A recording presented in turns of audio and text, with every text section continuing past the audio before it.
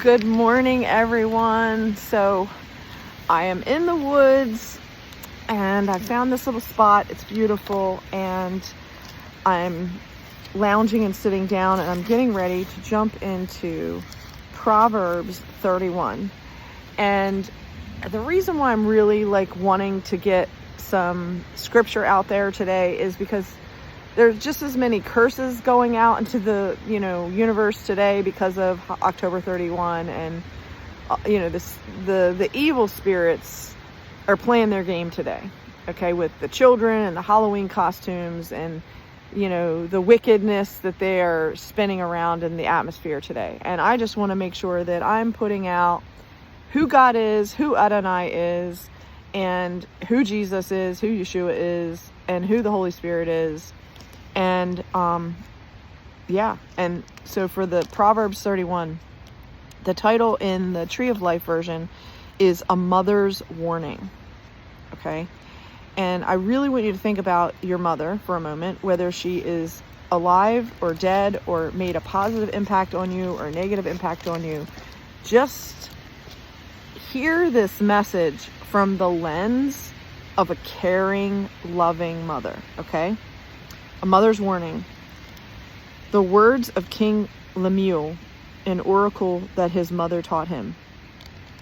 O my son, O son of my womb, O son of my vows, do not give your vigor to women or your ways to what ruins kings. So let me pause right there. So at the start of this, the mother who has carried her child, she loves her child, she carried it in her womb, and she's saying, hey, right away, her first point is, do not give your vigor, your strength away to women or your ways to what ruins kings. And she's saying to her son, you're a king. Don't let the ways of beautiful women or seductive women or manipulative women get you sidetracked as a king, okay? It is not for kings, O Lemuel, it is not for kings to drink wine, or for rulers to crave strong drink, lest they drink, forget what is decreed, and pervert justice for all the oppressed.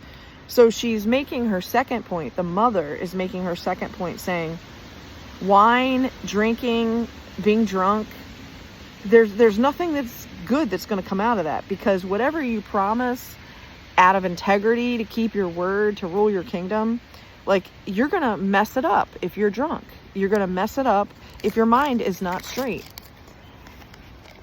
And then she ends this whole drinking thing with saying, give strong drink to one who is dying, and wine to those who are bitterly distressed.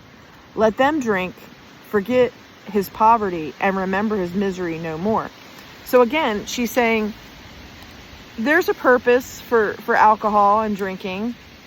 It's for people that are dying. If they're dying and they know they're dying, let them have their drink. And if they're totally stressed out and they need to forget their misery for the moment, let them do it. But you're a king. Don't let your kingdom slip through your hands because you're a drunk. Okay? Now this is where she gets into expression. Open your mouth on behalf of those unable to speak. That one line is heavy. Open your mouth on behalf of those unable to speak, for the justice of all who are destitute. Open your mouth, judge righteously, plead the cause of the poor and needy. And again, there are so many verses in the Bible that speak about, giving to the widows, the orphans, and the poor, and to speak on their behalf, to care for the underdogs, to when you see injustice being displayed before you, to stand up for that person, even if they're a stranger. Help those that are destitute. Okay. This next part is titled A Woman of Valor. Okay. And I have to tell you, this is again trippy, because I'm reading this right now, and the other version of the King James Version is listed differently. The titles of the sections are listed differently, and this is the Tree of Life version. And when I was at my house earlier today, I was pulling for what essential oil am I going to put on today? And the essential oil that I put on was Valor. And Valor is the smell that I put in my necklace today. It's the color of purple, the color of royalty, and it has a very unusual smell. It's hard for me to even describe the smell, but the title of this portion is called A Woman of Valor. An accomplished woman who can find. Her value is far above rubies. Her husband's heart trusts in her, and he lacks nothing valuable. So let's just break down that portion. An accomplished woman who can find, meaning there aren't many really true good women out there. Her value is far beyond rubies, meaning, financial jewels can't even establish integrity, wisdom, integrity, understanding, and righteousness. You can't put a number or a label on that. It is just far above the physical manifestation of jewels. And it says her husband's heart trusts in her, and he lacks nothing valuable. When the king has a queen, and she is supporting him in every way that she can, from a righteous standpoint, and from handling her authority and her responsibilities with courage, with valor, with strength, her husband trusting in her, he's content. When a king has a queen that he can totally 100% trust, he's content. He lacks nothing valuable, meaning she is the value. And you think again about the honey and bees and the queen bee.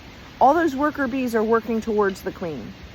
And when the queen is satisfied because the worker bees are doing their thing, and in this construct, it's like all of that work is being done for the queen bee so that she can be content in the fact that all of her needs are met, and then she can show up with authority because her needs are met. She's not scrambling around trying to figure out where her next dollars are coming from to pay her rent, when she is coming from a place of stability and abundance, okay? Meaning her husband is providing that for her, okay? She brings him good and not harm all the days of her life. She selects wool and flax, so that means she's sewing, or she's doing something with the linens and materials that she has, and her hands work willingly. So she's willing to do whatever work is necessary. She's like a merchant ships, bringing her sustenance from afar. So she's a buyer and a seller. She rises while it is still night and provides food for her household. So she's up and at 'em, as my father would say, up and at 'em. Getting the food prepared for that next morning or for that week. Portions for her servant girls. She considers a field and buys it. So a woman of value, a woman of valor, is a landowner. From the fruit of her hands, she plants a vineyard. So she's gardening. She's creating additional, she's multiplying what she has. She buys the land. She doesn't just let the land sit there. She gardens the land and then produces fruit, and then that fruit provides food for herself, her family, and for others, and income. She girds herself with strength and invigorates her arms. She has a fit, healthy, strong body because she's doing this manual work, or she's overseeing other people that are doing it, but she is strong in her power. She discerns that her business is good. She's an entrepreneur. A queen, a woman of value, is an entrepreneur. Her lamp never goes out at night. Her energy, her light, her praying in the spirit, she is saying her prayers for herself and her family and for those that are come across her path. She extends her hands to the spindle or the loom, and her palm grasps the spinning wheel. So she is, again, creating things of value for herself, her family, and for selling. She spreads out her palms to the poor and extends her hands to the needy. So she is a giver. She is not afraid of snow for her house, for her whole household is clothed in scarlet wool. Meaning she has enough for her family. She is prepared for the winter months, and her whole household has what they need with the wool, and she makes her own luxurious covering. So that means that her home is beautiful. She has, tapestries or window coverings. Her clothing is fine linen and purple. Her husband is respected at the city gates. So she has made for herself and her family regal clothing. And when he sits among the elders of the land, meaning he's respected among the elders. She makes linen garments and sells them. So clothing, and manufacturing, and supplies sashes to the merchants. Strength and dignity are her clothing, and she laughs at the days to come. Okay, when the crap hits the fan, I'm not going to be like, oh my God, because I know that's coming because I have the wisdom of reading the word. And so she laughs at the days to come, meaning Yeshua is the victor. He is going to have victory. And because of that, she opens her mouth with wisdom. A lesson of kindness is on her tongue. She watches over the affairs of her household. So she's wise. She's going to steward and manage what she has in her possession. And she does not eat the bread of idleness. So she is constantly moving forward to protect and to serve. Her children arise and bless her. Her husband also praises her. Many daughters have excelled, but you surpass them all.